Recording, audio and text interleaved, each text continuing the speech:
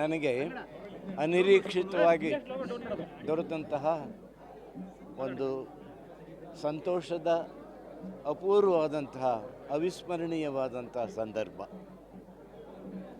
ಸಾಮಾನ್ಯವಾಗಿ ಈ ವಿದ್ಯುದಾಘಾತ ಅಂತಾರಲ್ಲ, ನನಗೆ ಸಂತೋಷಾಘಾತವಾಗಿದೆ ಇದು. ಯಾಕೆ ಅಂತಂದರೆ, ನಾನು ಮೈಸೂರಿನಲ್ಲಿ ಓದಂಥವನು. ಮಹಾರಾಜ ಕಾಲೇಜಿನಲ್ಲಿ 4 ವರ್ಷ ನಾನು BA ಆನರ್ಸ್ ಮತ್ತು MA ಓದಂಥವನು.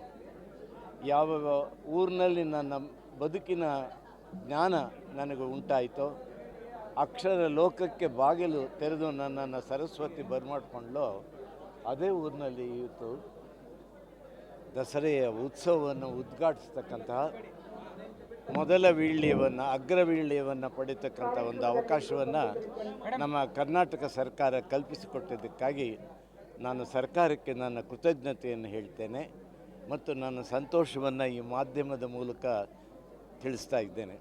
ಇದು ಕೇವಲ ಹಂಪ ನಾಗರಾಜೇ ಉದ್ಘಾಟಿಸ್ತಾ ಇದನ್ನು ನಾನು ಮಾತ್ರ ಮಾಡ್ತೀನಿ ಅಂತ ನಾನು ತಿಳ್ಕೊಳ್ತಾ ಇಲ್ಲ. ಯಾವ ಅರ್ಥದಲ್ಲಿ ಇದನ್ನು ಸ್ವೀಕರಿಸ್ತಾ ಇದ್ದೀನಿ ಅಂದರೆ, ಇದು ಪ್ರಜಾಪ್ರಭುತ್ವ, ಪ್ರಜೆಗಳ ನಾನು ಈ ಕರ್ನಾಟಕದ ಒಬ್ಬ ಪ್ರಜೆ. ಆದ್ದರಿಂದ ಇಡೀ ಕರ್ನಾಟಕದ ಕನ್ನಡಿಗರ ಪರವಾಗಿ ನಾನು ಉದ್ಘಾಟಿಸ್ತಾ ಇದ್ದೇನೆ ಅಂತ ವಿನಯಪೂರ್ವಕವಾಗಿ ನಾನು ನಿವೇದಿಸ್ಕೊಳ್ಳೋದಕ್ಕೆ ಇಷ್ಟಪಡ್ತೇನೆ. ದಸರಾ ನಾನು ಸುಮಾರು ಒಂದು 50 ದಸರಾ ನೋಡಿರಬಹುದು.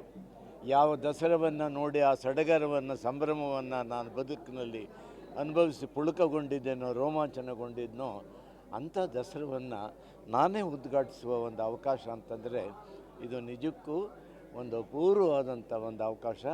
ಈ ಅವಕಾಶಕ್ಕಾಗಿ ನಾನು ಸಂತೋಷವನ್ನು ಅನುಭವಿಸುತ್ತಾ ಸರ್ಕಾರಕ್ಕೆ ಕೃತಜ್ಞತೆಯನ್ನು ತಿಳಿಸ್ತೇನೆ.